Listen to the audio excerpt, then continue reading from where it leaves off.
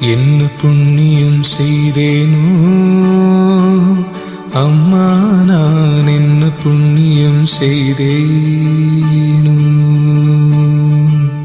என்ன புண்ணியம் செய்தேனோ அம்மா, நான் என்ன புண்ணியம் செய்தேனோ.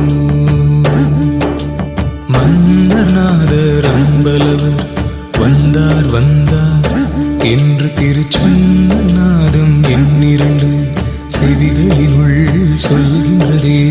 என்ன புண்ணியம் செய்தேனோ